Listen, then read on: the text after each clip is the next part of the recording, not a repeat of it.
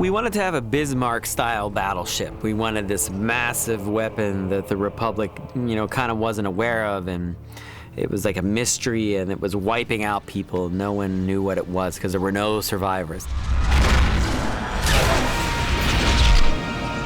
One thing George likes to do is he likes to take old designs and use them if he never used them. There was a communication ship developed for Revenge of the Sith that the Separatists had, and it wound up in the pool of ships to be used as a possible battleship. I don't think it ever felt as big and aggressive as Dave was hoping it would be.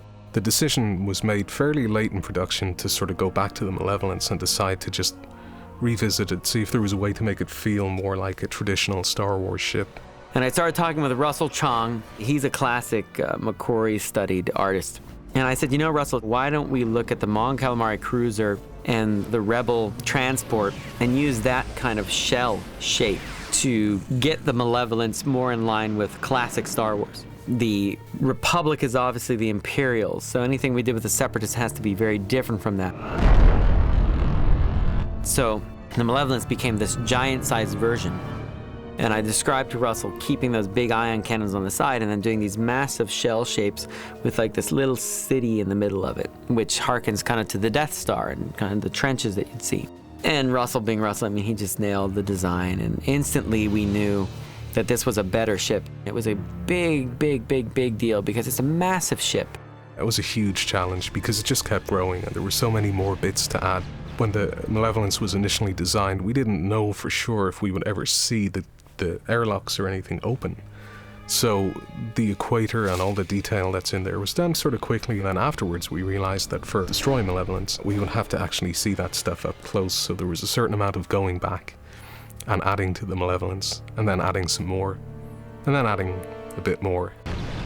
To turn that model around, get it designed, get it built, get it textured, it was a huge amount of work. But again, the crew really cares about Star Wars, so everybody knew that was going to be better. We did the job we had to in the time we had, and it came out great.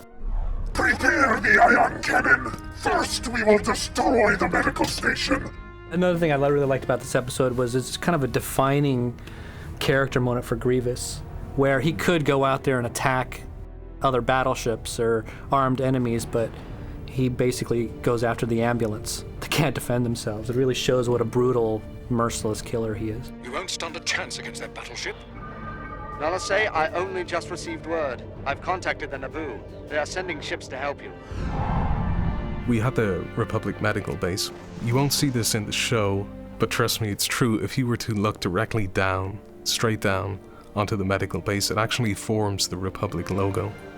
The shape of it from directly overhead is the Republic symbol.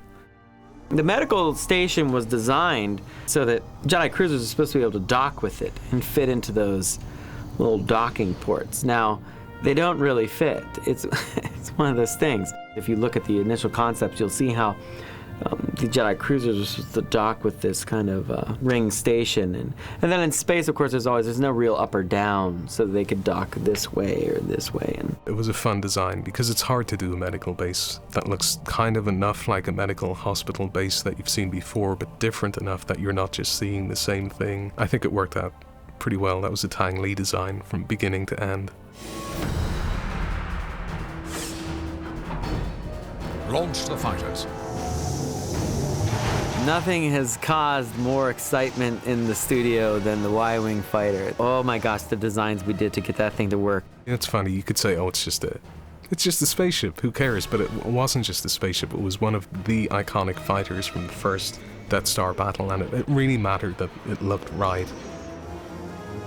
Shadow Squadron, Titan formation. Call in. Shadow 2, standing by. It was a pretty big challenge because it had to fit in with the prequel designs, but it also had to credibly be the same ship that you would see in, Episode 4 when it was supposed to be older and battered and war-torn. For some reason, when my brother and I were very young, we understood that the Y-Wing was a repurposed fighter that the Rebel Alliance inherited from the Clone War that Obi-Wan Kenobi had talked about, and that's why they were also beat up.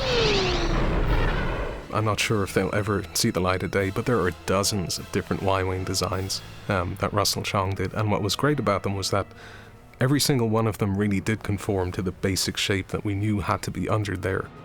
But there were all kinds of different variations on the shapes and the style. What was interesting was that ultimately, the one that worked best was the one that probably felt the most like the Y-Wing we all knew. You can definitely see the classic Y-Wing underneath there. It did what it was supposed to do, which was bridge the two trilogies. I think Russell really nailed it because it feels incredibly like it's part of the original trilogy, but it also fits right in with everything that you see in the prequels. We put the old bubble canopy gun turret up there behind the pilot like we see in the Ralph McQuarrie concept painting of the Y-Wing. You've never seen a bubble appear on a Y-Wing, and the way it fits in so well and feels like it's part of the design was really gratifying just to see it work. In a strange way, when you look at the Y-Wings in episode 4 now, you kind of wonder where'd the bubble turret go? That thing was pretty cool. We had to really figure out our flying in the Clone Wars, and the Nebula was neat. Mm-hmm. That was a great thing with the knee brace. The knee brace, right.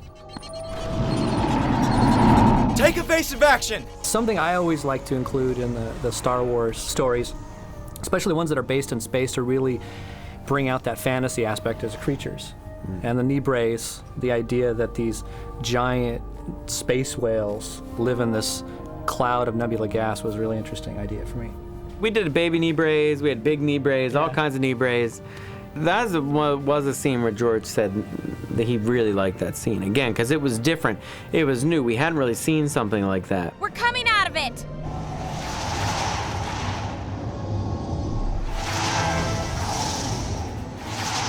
That sequence where we're destroying the ion cannon for me is like where I really felt we were clicking. The way that the editing of the sound went together with the final explosion and how you cut that all together, I could watch that like over and over again. Torpedoes away!